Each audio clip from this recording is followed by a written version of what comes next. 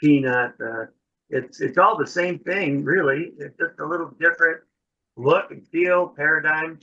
And so, like you, I agree. I like the Linkpoon amateur radio feel and appearance. That makes it seem so much more ham radio like. Let's see. How about Gabe? Tell us your story, how you get into ham radio and what it is that drew you into it. Okay.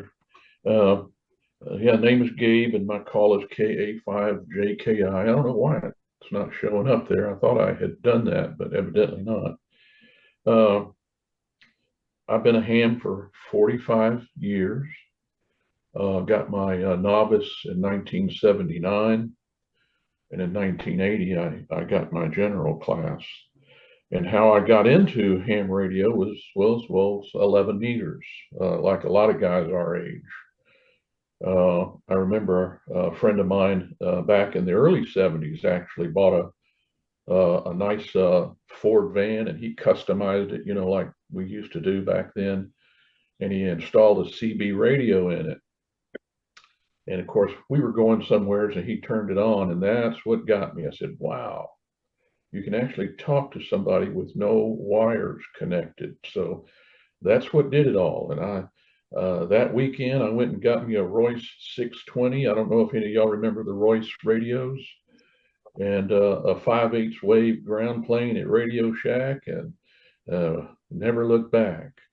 So it was 11 meters. And of course, made friends with a lot of guys on 11 meters. Some of them got their ham ticket, and one of them introduced me to ham radio. He showed me VHF, and I thought, wow, that's cool. Nice and quiet, just a squelch tail. I got to do that. So I got my novice in 79. The guy that showed me, introduced me to it, he was my Elmer, gave me my novice test, and then in 1980, I got my general. Walked in a novice and walked out a general. I was on cloud nine, boy, let me tell you. So that's how I got started.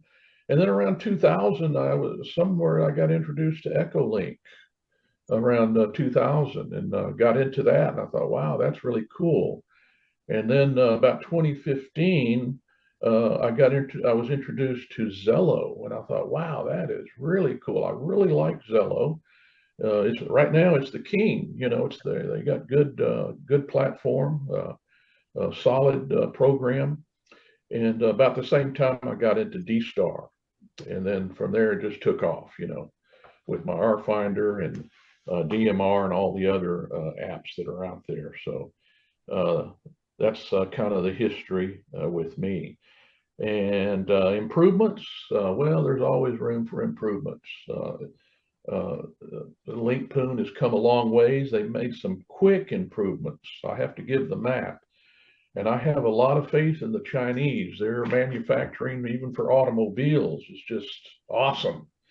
How quick they can get things done. And kind of wonder, now I understand why Elon's over there and started over there, because of their quick way of doing things. I feel like they're probably going to make some good improvements on Linkpoon. And why do I like it?